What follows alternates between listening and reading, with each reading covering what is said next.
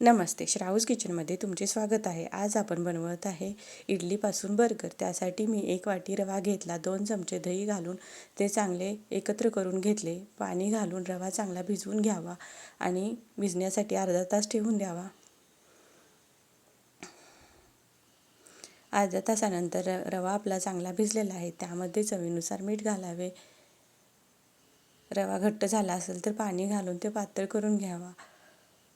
खाण्याचा सोडा घालून हलवून घ्यावा. वाटीला तेल लावून आपण केलेले ते रवा त्यामध्ये घालून शिजत ठेवावा. इथे आपली इडली शिजते तोपर्यंत आपण बटाट्याची भाजी करून घ्यावी.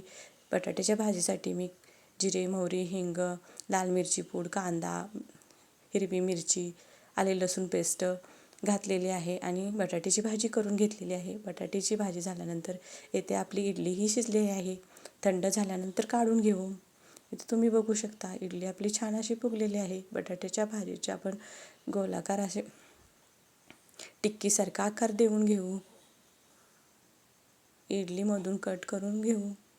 इथे तुम्ही बघू शकता ना, आपण बटाट्याची भाजी केली आहे ती इडलीच्यामध्ये घालून छान असा बर्गर तयार करून घेऊ. तव्यामध्ये 1 चमचा तेल आणि तीळ घातले. तीळ चांगले भाजल्यानंतर त्यामध्ये मी लाल मिरची पूड, चाट मसाला, हळद, चवीनुसार मीठ आणि कोथिंबीर घातले आणि ते सर्व भाजून घेतले. नंतर आपण तयार केलेला इडलीचा बर्गर त्यामध्ये घालून दोन्ही बाजूनी चांगला भाजून घ्यावा.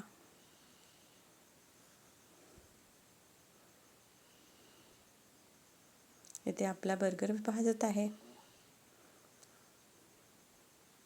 काढून घेऊ. तर तयार आहे आपला इडलीचा मस्त असा बर्गर. तुम्ही बघू शकता. हा बर्गर खाण्यासाठी खूप छान लागतो. मुलंही ती खूप आवडीने खातात. तर हा इडलीचा बर्गर तुम्ही नक्की करून बघा. धन्यवाद.